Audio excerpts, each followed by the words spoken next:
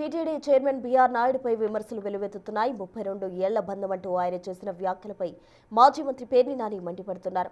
దైవ సన్నిధిలో రాగద్వేషాలకు తావులేదని అవి ఫేక్ వీడియోలు అయితే మరి అసలు వీడియోలేంటో బయటపెట్టాలంటూ డిమాండ్ చేస్తున్నారు. అసలు వీడియోలు విడుదల చేసి విమర్శలకు చెక్ పెట్టాలని పేర్ని నాని కౌంటర్ ఇచ్చారు.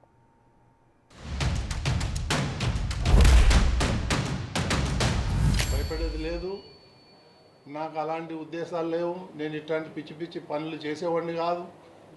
నాకు అలవాటు లేదు చిన్నప్పటి నుంచి.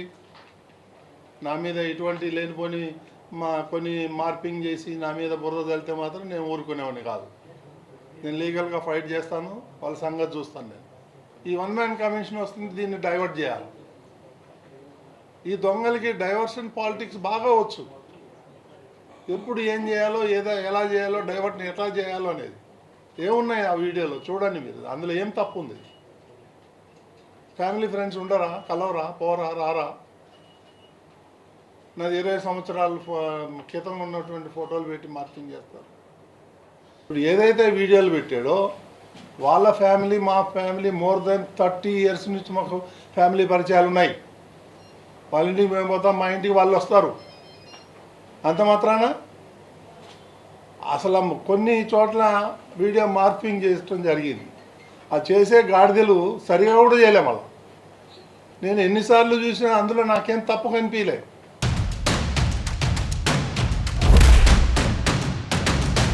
ఏడేళ్ళు బంధమే విడదీయరాని బంధం అని చెప్పని లోకరీతి.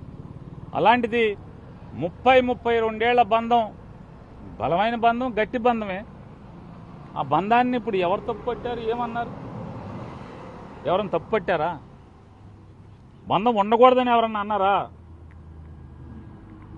అని దేవదేవుడు కాళ్ళ దగ్గర కూర్చునేప్పుడు ఈ బంధాలు, ఈ రాగద్వేషాలు ఇట్లాంటి అపవిత్రం అవుతుందేమో ఆలోచించుకోమని సమాజం చెబుద్ది.